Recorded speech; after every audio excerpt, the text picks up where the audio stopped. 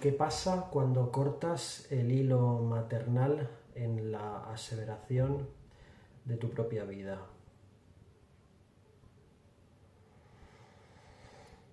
Estaremos de acuerdo que en un principio hay dos tipos de hilos o de lazos con nuestra Sagrada Madre, en este caso. Por un lado, el biológico, y que nunca va a desaparecer, ni tiene por qué desaparecer. Y por otro lado, aquel que energéticamente e intencionadamente está atado al designio de tu nueva vida, aquella que quieres construir, que quieres empezar de cero, como por ejemplo pueden ser algunos hitos que lo acompañen: un nuevo espacio, una nueva casa, formar una familia, establecer nuevas costumbres, ritos, amigos, etc.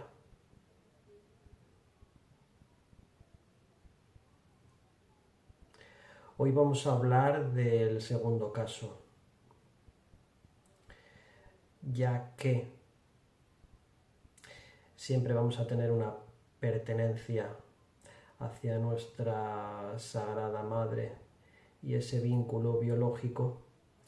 Por otro lado, nos merecemos y vamos a clamar por una sana separación o independencia en pos de iniciar con nuestro voto propio y decisión propia un movimiento hacia nuestra nueva vida. Hermanas, hermanos, amigas, amigos, con gozo y júbilo hago este vídeo y todo tiene una historia y una razón de ser.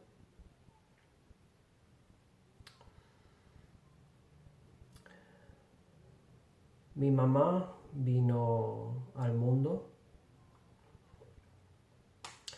con una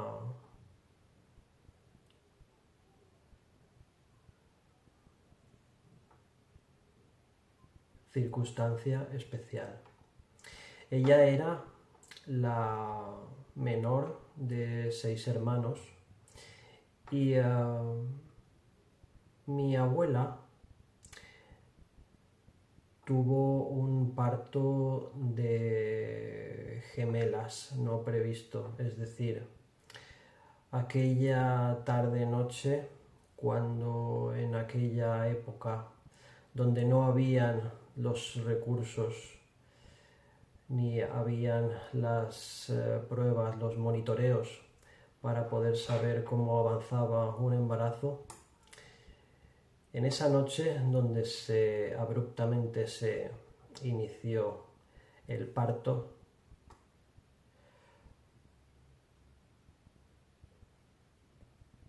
ni siquiera mi abuela sabía de la presencia de mi madre. Es decir, su conciencia estaba en desconocimiento. Cuando desconoces algo,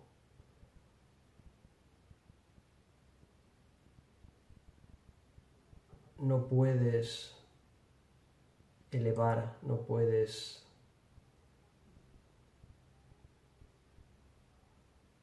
gratificar, no puedes orar por una presencia,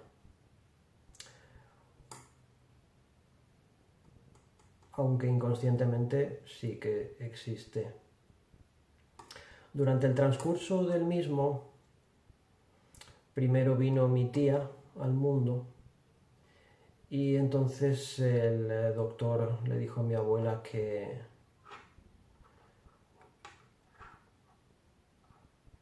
se preparase, que los dolores que estaba sufriendo era porque había otra alma que quería abrirse paso.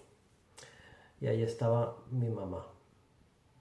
Mi abuela entonces era una persona ya madura en edad para tener hijos, tenía 44 años.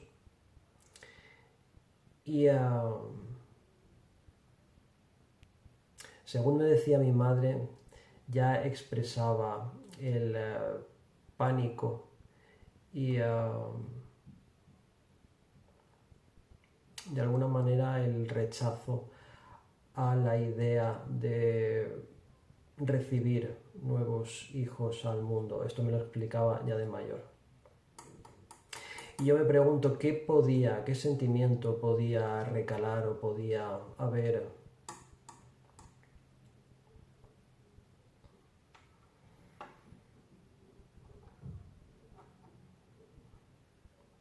absorbido mi mamá de una madre cuya ausencia, cuya desconexión de su propia existencia, de la de mi madre en sus entrañas, aún habiendo una voz interna que le pudiera sugerir de su venida al mundo, se antoja un largo tiempo en su refugio sagrado uterino sin recibir ese amor que todos y cada uno anhelamos y que muchas veces no podemos pasar ni un solo día sin tener. Son los primeros 9 meses de tu vida, de tu formación, de forjarse el principio de tu esencia. Con ese cuadro, mi madre creció, tuvo una infancia aparentemente tranquila, juguetona. En aquella época habían muñecas, no habían grandes juegos interactivos y se estaba en la calle. Mientras estaba creciendo, se podía divisar algo que era absolutamente un rasgo muy nacido del entusiasmo, de la ilusión en mi madre, que era vestirse, ser presumida, ponerse sus mejores galas, salir y mostrarse al mundo, ¿por qué no decirlo? Ir a bailar y sentir esa felicidad, esa creatividad, ese dulce halo, hormigueo, alegría, entusiasmo, que por ejemplo podemos sentir cuando nos apasiona algo, en este caso a ella el baile, y la pasión que le podía transmitir a ella misma por el hecho de engalanarse y vestirse para ello, para ese evento, y disfrutarlo. Pues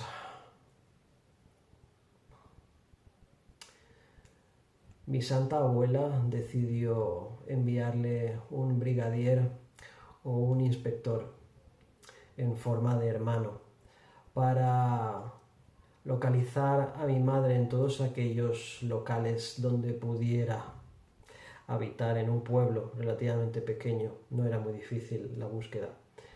Y una vez allí controlarla, someterla a un juicio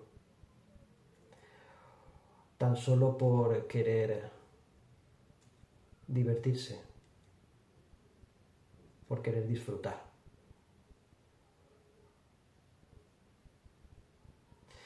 En aquella época en los pueblos se podía correr la voz fácilmente de lemas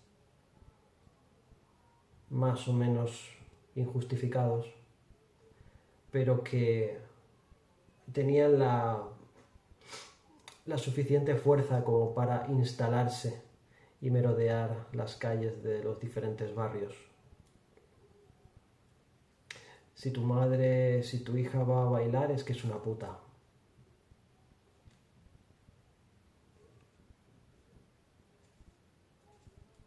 A una niña de 16 años.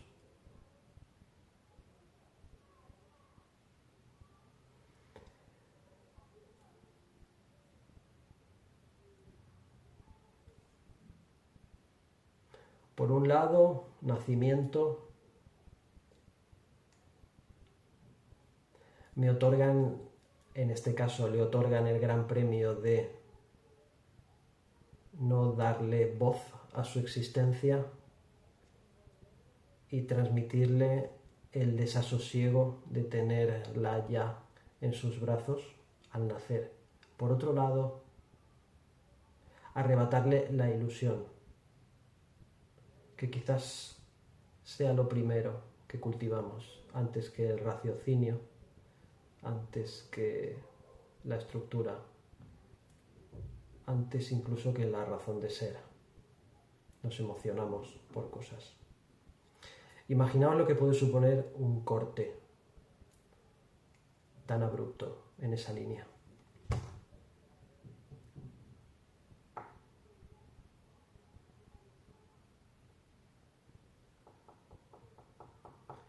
Pues bien, si nos vamos a mi existencia, que afortunadamente agradezco profundamente a mi mamá, antes o después era cuestión de tiempo, podía sentirlo en mis propias carnes. Una mujer cuya ternura jamás antes vista, sentida, pero bloqueada, atrapada en una jaula entre barrotes, donde solo una máscara se podía entrever, con un gesto fruncido, como una rebelión al devenir natural de las cosas.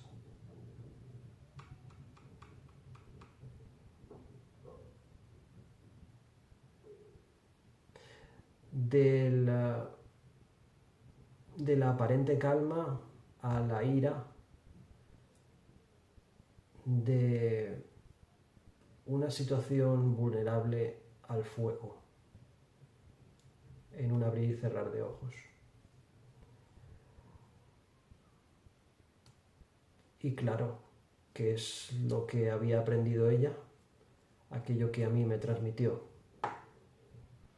Cuando vives y creces inyectado en el miedo, miras a través de sus ojos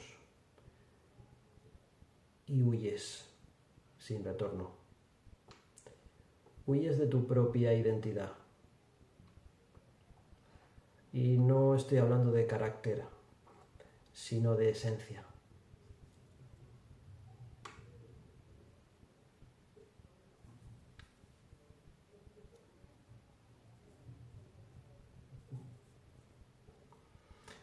Cuando tuve la última conversación en la que mi madre podía entenderme, recuerdo que estábamos llorando, mi hermano, yo y ella, y le dije,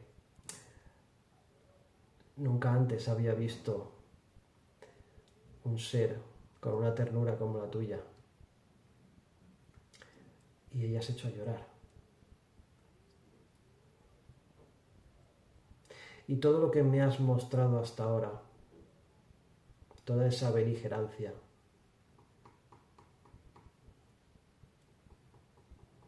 esa veleidad, esa puja, ese golpear las paredes a puño cerrado, no eres tú. Sé que esa no eres tú.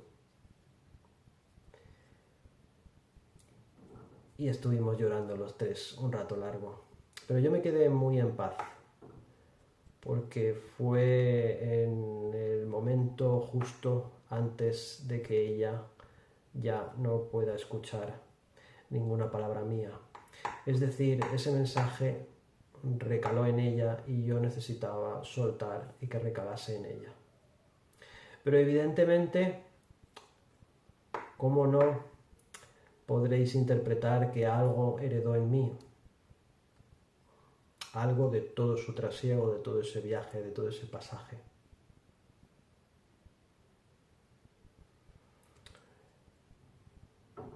Toda esa ira, toda esa rabia, todo ese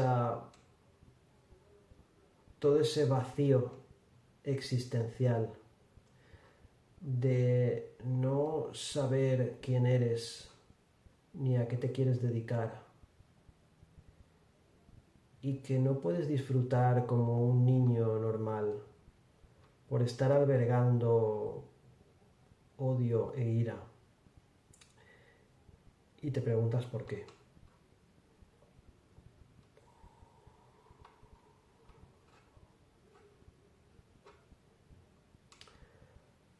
Aprendí a vivir como un felino, agazapado,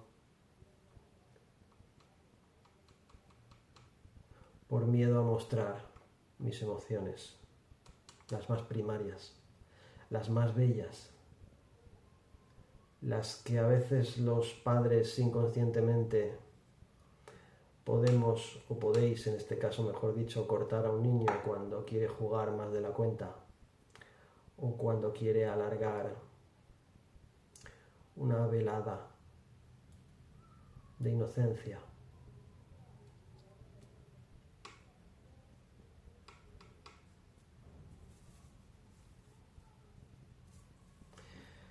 Años más tarde,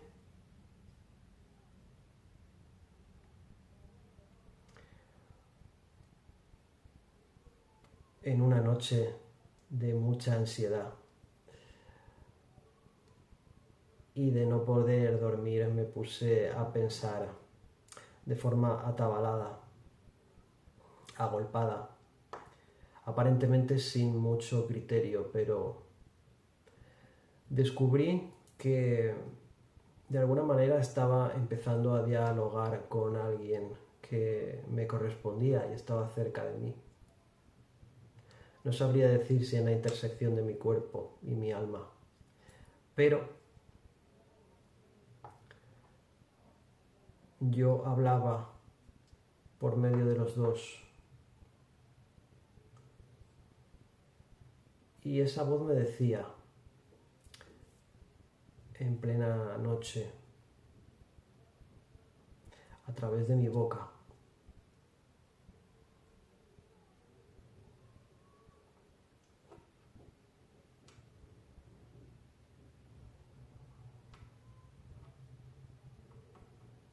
me doy perdón a mí mismo por haberme reconocido a través de ti.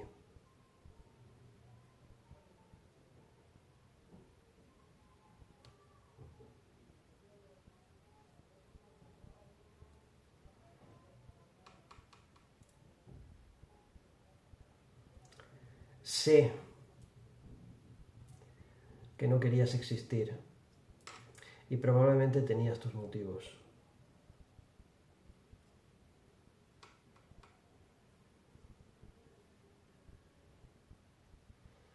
Me desarraigo de ti,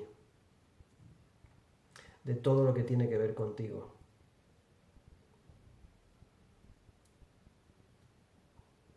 De cualquier intención que hayas depositado en la vida.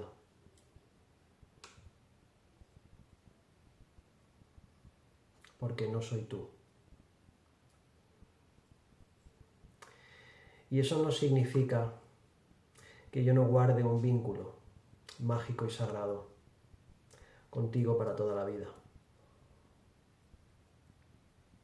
Así es que me siento en paz, me sentí en paz y curiosamente empezó a minorar, a decrecer lentamente esa palpitante y desagradable ansiedad que seguramente habréis conocido.